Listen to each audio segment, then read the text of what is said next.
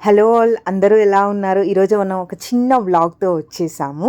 రండి మన వ్లాగ్‌లోకి వెళ్ళిపోతాం. దీనికోసం ఫస్ట్ నేనొచ్చేసి కోయంబేడ్ బస్ స్టేషన్‌కెళ్ళాము. అక్కడి నుంచి ఇంకో బస్ తీసుకొని ఎక్కడికెళ్తున్నామంటే షోలింగనల్లూరు ఎళ్తున్నాము. వెళ్ళే దారిలో మాత్రం నాకు స్నాక్స్ ఖచ్చితంగా ఉండాల్సిందే. అమ్మ, చెల్లి ఇద్దరు ఫాస్టింగ్‌లో ఉన్నారు. బికాజ్ వాళ్ళిద్దరికీ ఒక బేసిక్ హెల్త్ చెకప్ అది హెచ్‌సీఎల్ హెల్త్ కేర్‌లో జరగబోతుంది. సో, మేము అక్కడికే వెళ్తున్నాము. ఎక్కడికెళ్ళినా మనకి ట్రాఫిక్ వదలదు. చాలా సేపు తర్వాత ఇక ఆఫీస్‌కైతే వెళ్ళిపోయాము. నేనైతే ప్రతిసారి మా మమ్మీని, మా చెల్లిని తీసుకెళ్ళినప్పుడు చాలా ఓవర్‌వెల్మింగ్‌గా ఫీల్ అయితాను. మా కంపెనీ ఐడీ కార్డ్స్ వాళ్ళ మెడలో చూడడం. కానీ ఏంటంటే నేను ఆల్‌దో బెంగుళూరులో వర్క్ చేస్తున్నా. సో, బెంగుళూరు కూడా వస్తే బావుంటుందని నా ఫీలింగ్. బట్ ఏంటంటే మాకు చెన్నైయే దగ్గర. సో దట్ చెన్నై హెచ్‌సీఎల్‌కైతే వెళ్తూ ఉంటాం ప్రతిసారి. ఇక ఫైనల్లీ హెల్త్ కేర్‌కైతే ఎళ్ళిపోయాము. దీనికోసం ముందుగానే అపాయింట్‌మెంట్ అంతా బుక్ చేసుకోవాల్సి ఉంటుంది పోర్టల్‌లోనే.